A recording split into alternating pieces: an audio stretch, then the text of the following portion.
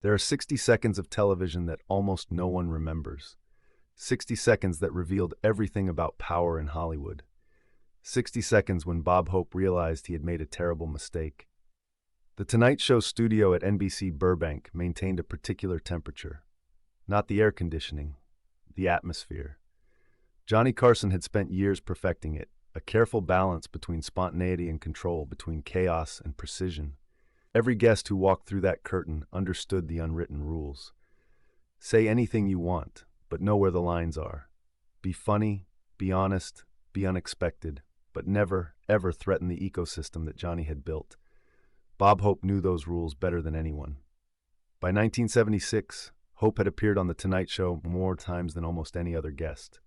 He was American royalty, a living connection to vaudeville, to World War II USO tours, to the golden age of radio and the birth of television comedy. When Bob Hope walked onto that stage, 3 generations of Americans recognized him instantly. The ski slope nose, the perfect timing, the machine gun delivery of jokes that had been honed over 6 decades of performing. Johnny respected Hope in a way he respected few others. There was a formality to their relationship that didn't exist with most guests, a professional distance. Hope represented something Johnny aspired to: longevity, consistency, the ability to remain relevant across fundamental shifts in American culture. When Hope sat in that guest chair, Johnny listened more carefully, laughed a bit differently, treated the moment with a subtle deference that regular viewers might not have noticed, but industry insiders absolutely did. The taping that night in October 1976 had been proceeding exactly as expected. Hope had arrived with his usual collection of prepared material: jokes about golf, jokes about presidents, self-deprecating remarks about his age, delivered with the confidence of someone who knew he could still command a room better than performers half his age. The audience was hot, responsive, laughing in all the right places. Johnny was relaxed, leaning back in his chair with that characteristic posture, one leg crossed over the other, his hands loosely clasped, his expression signaling to the audience that they were in for something good. The conversation had turned, as it often did, to Hollywood itself. Hope had been sharing a story about a recent charity event in Palm Springs, the kind of glittering affair where American entertainment aristocracy gathered: actors, comedians, singers, politicians, all orbiting around each other in carefully choreographed social dynamics that outsiders could never fully understand. He was describing the scene with his typical wit, dropping names with the casual ease of someone who had been friends with legends for 50 years. And then he mentioned Frank Sinatra. The name alone changed something in the studio. It wasn't obvious, not at first, but there was a subtle shift, a microscopic adjustment in Johnny's posture, a brief flicker across his expression that disappeared almost before it appeared. The studio audience didn't notice. They were still riding the energy of Hope's previous joke. But the crew members who had worked with Johnny for years, the cameramen, the audio engineers, the floor directors, they noticed. They always noticed. In 1976, Frank Sinatra occupied a position in American culture that's difficult to explain to anyone who wasn't alive during that era. He wasn't just a singer. He wasn't just an actor. He was something closer to royalty, a figure who had transcended entertainment to become a kind of cultural institution. His influence extended into areas that had nothing to do with music or movies: politics, business, social hierarchies. When Sinatra approved of something, doors opened. When he disapproved, those same doors slammed shut, and everyone in Hollywood knew it. Johnny Carson had navigated his relationship with Sinatra very carefully over the years. Sinatra had appeared on The Tonight Show, but not frequently. Each appearance felt like an event, something negotiated, something that required particular handling. Johnny understood instinctively that Sinatra operated according to rules that didn't apply to other guests. You didn't surprise him with questions. You didn't put him in positions where he might feel disrespected. You gave him space to be exactly what he wanted to be on that particular night, whether that was charming or intimidating or vulnerable or distant. Most importantly, you didn't joke about his personal life unless he opened that door first. Bob Hope understood this too. He had known Sinatra for decades. They had performed together countless times. They moved in the same circles, They attended the same parties. They understood the complex web of loyalty and reputation that governed their world. Hope knew exactly where the boundaries were, which made what happened next so shocking. Hope had been describing this charity event in Palm Springs. The jokes were flowing, the audience was engaged, Johnny was smiling, and then Hope, in his trademark rapid-fire style, made a comment about Frank Sinatra's recent marriage to Barbara Marx. The joke itself wasn't particularly harsh. In another context, about another person, it might have been completely innocent, a playful observation about the age difference between Sinatra and his new wife. A gentle ribbing about romance later in life, the kind of material Hope had been delivering for 60 years, the kind of joke that on the surface seemed perfectly acceptable for late-night television in 1976. But the moment the words left Hope's mouth, something happened. The studio audience stopped laughing, not gradually, not in a slow decline. They stopped, completely, as if someone had thrown a switch. 300 people who had been enthusiastically responding to every setup and punchline suddenly went silent.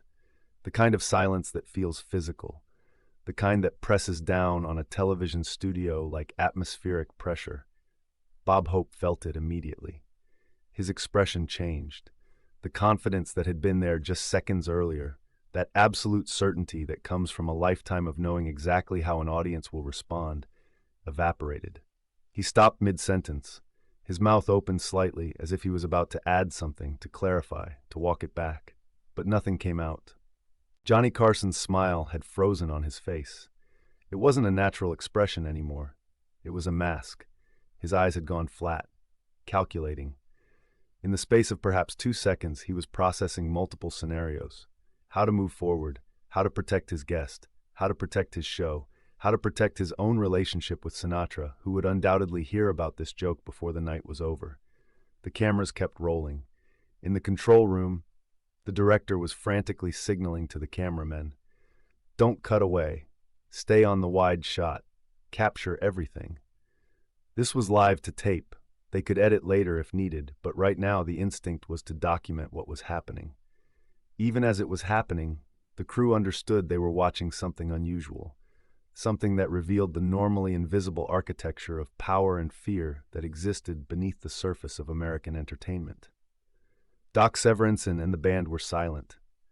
Normally, during any awkward pause, Doc would fill the space, a musical sting, a comedic riff, something to signal to the audience how they should feel about what they were watching.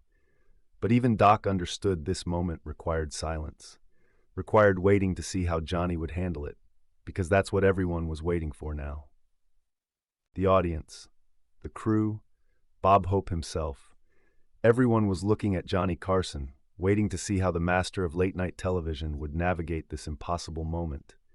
Would he laugh it off? Would he change the subject? Would he somehow acknowledge what had just happened while simultaneously pretending it hadn't? Johnny uncrossed his legs. It was a small movement, barely noticeable, but it signaled a shift. He leaned forward slightly. His hands moved to the edge of his desk. When he spoke, his voice had a particular quality, warm on the surface, but with something else underneath. Something careful. "Bob," he said. Just the name, just that one word. But the way he said it communicated volumes. It was a lifeline, an opportunity for Hope to move in a different direction, to pivot, to recover. Hope understood immediately. He had been in show business long enough to read those signals. He launched into a different story, something completely unrelated, a joke about golf that had nothing to do with Sinatra or marriage or anything that might be interpreted as crossing a line. His delivery was still professional, still polished, but something had changed in his energy. There was a carefulness now, a visible awareness that he was performing on unstable ground. Johnny went with it. He laughed at the golf joke, asked a follow-up question. Slowly, methodically, he rebuilt the atmosphere in the studio. He signaled to the audience that it was okay to laugh again, that the moment had passed, that they were back in safe territory. And the audience, grateful for the permission, began responding again. Tentatively at first, then with growing confidence. But everyone in that studio knew what had just happened. Bob Hope had made a joke about Frank Sinatra's wife, and for 60 seconds, The entire infrastructure of The Tonight Show had nearly collapsed under the weight of that single comment. What the audience didn't understand, what most people watching at home couldn't have understood, was the complex web of relationships and power dynamics that made that joke so dangerous. Frank Sinatra's relationship with Barbara Marx had been carefully orchestrated. She wasn't just any woman. She was Zeppo Marx's ex-wife. She moved in the same elite Palm Springs social circles that Sinatra dominated. Their marriage in 1976 had been a major social event, covered extensively in the press. But more importantly, it represented something about Sinatra's image, about how he wanted to be seen at this stage of his life, about the narrative he was constructing around himself. Sinatra controlled his narrative with an iron grip. He always had. From his early days as a crooner through his Rat Pack years and into this later phase of his career, Sinatra had understood that his power came not just from his talent, but from his mystique. From the carefully managed perception of who he was and what he represented. He granted access to journalists and television hosts on his terms. He decided what stories could be told and how they could be told. And he did not tolerate jokes about his personal life from people he hadn't explicitly authorized. Bob Hope knew this. Johnny Carson knew this. Everyone in Hollywood knew this. The joke Hope had made, however innocent it might have seemed, represented a violation of that unspoken agreement. It suggested that Sinatra's marriage was material for comedy, that it could be analyzed and commented on by people outside his inner circle, that he was subject to the same kind of gentle mockery that might be applied to any other celebrity. But Sinatra wasn't any other celebrity.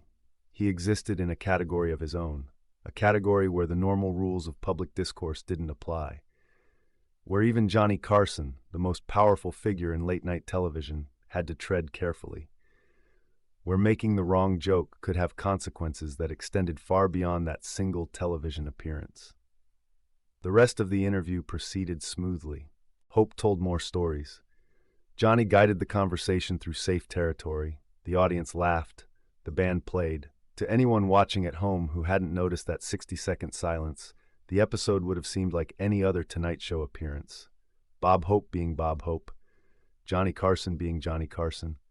But behind the scenes, the machinery of damage control had already begun. Immediately after the taping, there were conversations. Quiet discussions in hallways and offices, phone calls to publicists, careful consideration of whether that segment needed to be edited before broadcast. The decision was made to leave it in. Cutting it would only draw more attention, create more questions. Better to air it and hope that most viewers missed the significance of what had happened. Johnny called Bob Hope the next day. No one knows exactly what was said in that conversation. But people who were close to both men reported that it was brief and professional. Johnny wasn't angry. He didn't need to be. Hope understood perfectly well what had happened and why it mattered. The call was simply a way of closing the loop, of acknowledging the incident and moving forward. The more important call was the one Johnny made to Frank Sinatra. Again, no one knows the exact words that were spoken, but the call happened. People in Johnny's inner circle confirmed it. He reached out to Sinatra directly, before Sinatra could hear about the joke from someone else. It was a preemptive move, a way of controlling the narrative before it could spiral into something larger. Sinatra never publicly commented on the incident. There was no angry statement, no retribution against Bob Hope or The Tonight Show. The joke simply disappeared into the vast archive of late-night television history. Most people forgot about it almost immediately. It became one of thousands of moments that happened on The Tonight Show and then faded from collective memory. But for the people who were there, the crew members, the producers, the insiders who understood the real dynamics at play, that 60 seconds represented something significant. It was a glimpse behind the curtain, a revelation of the invisible power structures that governed American entertainment in the 1970s. A reminder that even in a medium that presented itself as spontaneous and freewheeling, there were boundaries that could not be crossed, rules that existed outside of FCC regulations or network standards, social hierarchies that were enforced not through official channels, but through whispers and phone calls and careful navigation. Bob Hope never made another joke about Frank Sinatra's personal life. Not on The Tonight Show, not anywhere else. In subsequent appearances, when Sinatra's name came up, Hope spoke about him with nothing but respect and admiration. The incident had taught him something he thought he already knew, but had momentarily forgotten.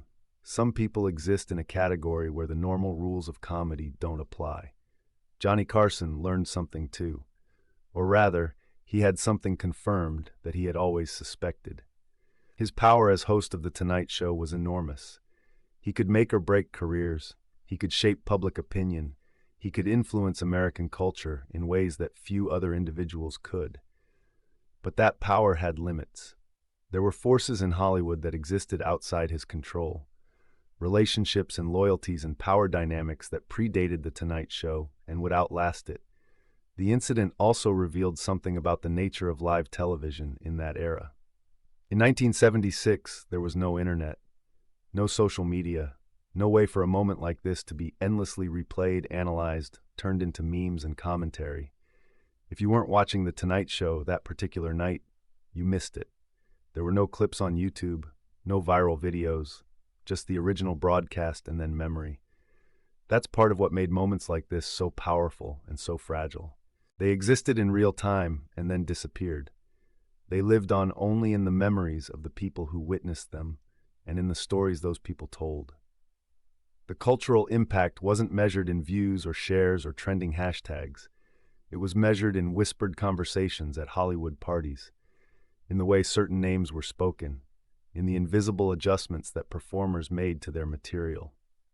The incident also highlighted the unique position Johnny Carson occupied in American culture. He wasn't just a comedian or a talk show host. He was a mediator, a diplomat, someone who had to navigate between different spheres of power and influence while maintaining the appearance of casual spontaneity. He had to make his show feel loose and unpredictable while actually maintaining very tight control. He had to protect his guests while protecting himself. He had to honor the unwritten rules of Hollywood's social hierarchy while creating entertainment for middle America. It was an impossible job, and he did it better than anyone else ever has. For Bob Hope, the incident was a rare moment of vulnerability from a performer who had built his entire career on certainty and control. He had been delivering jokes since before television existed. He had performed for presidents and soldiers and audiences all over the world. He knew how to read a room better than almost anyone alive. But in that 60-second silence, he had felt something he rarely experienced: fear. Not physical fear, but the fear of having damaged relationships that mattered, the fear of having crossed a line that couldn't be uncrossed, the fear of consequences in a world where consequences weren't always public or obvious but were absolutely real. He recovered, of course. He was Bob Hope. He continued appearing on The Tonight Show, continued performing, continued being exactly who he had always been. But people who knew him well said he was more careful after that night, more aware of the shifting boundaries in a changing Hollywood. The Tonight Show continued for another 16 years after that incident.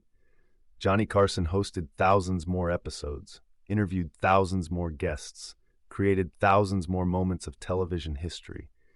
The incident with Bob Hope became just one small thread in an enormous tapestry. Most viewers never knew it happened. Most people who did know about it forgot. But it mattered. It mattered because it revealed something true about power and fear and the invisible architecture that governed American entertainment. It mattered because it showed that even in a moment designed to look spontaneous, there were forces at work that had nothing to do with comedy or entertainment. It mattered because it demonstrated the incredible skill required to navigate those forces while making it all look effortless. 60 seconds of silence. 60 seconds when the machinery that usually hummed along invisibly suddenly became visible. When the temperature in the room changed. When everyone watching, whether in the studio or at home, could feel that something had shifted, even if they couldn't quite articulate what or why.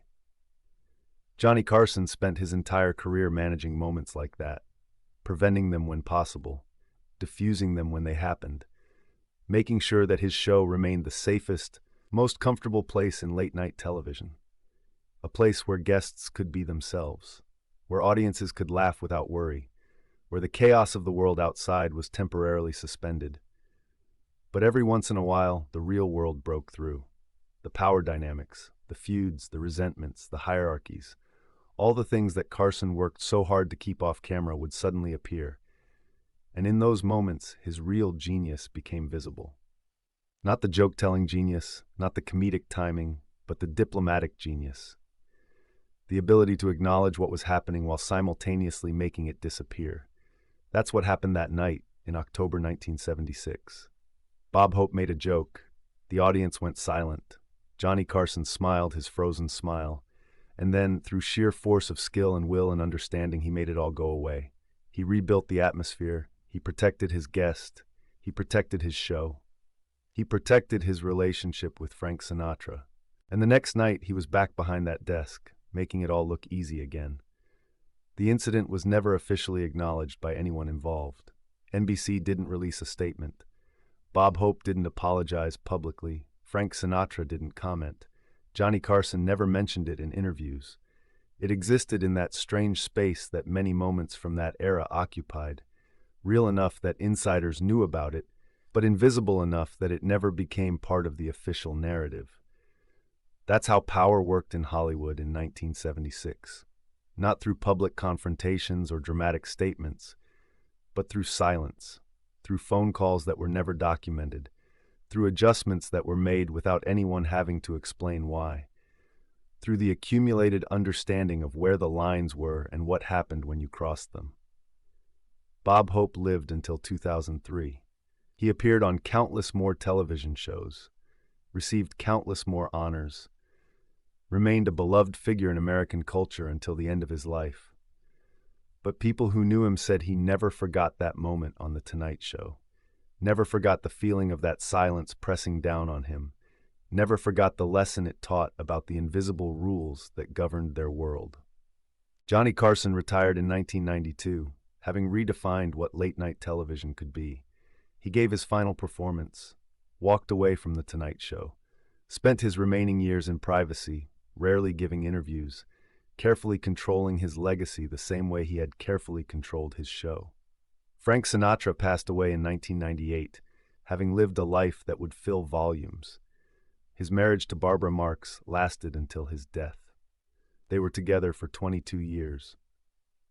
Whatever Bob Hope said that night in 1976 became just another forgotten moment in Sinatra's enormous, complicated, legendary life. The Tonight Show studio at NBC Burbank still stands. Different hosts have sat behind that desk. Different audiences have filled those seats. Different guests have walked through that curtain. But the temperature, that careful balance between chaos and control, has never quite been the same. Because Johnny Carson understood something fundamental about television and power and entertainment that perhaps no one else has fully grasped since. He understood that the most important moments are often the ones that almost happen, the disasters that are narrowly avoided, the silences that are carefully filled, the boundaries that are respected just before they're crossed. 60 seconds of television that almost no one remembers. 60 seconds that revealed everything. If you remember watching The Tonight Show during those years, we'd love to hear about it in the comments. Did you notice moments when the atmosphere would shift? When something felt different, even if you couldn't explain exactly what? Those small tensions, those brief silences, they were part of what made that era of television so remarkable. Share your memories with us. Tell us what you remember about watching Johnny Carson navigate those impossible moments and make it all look effortless.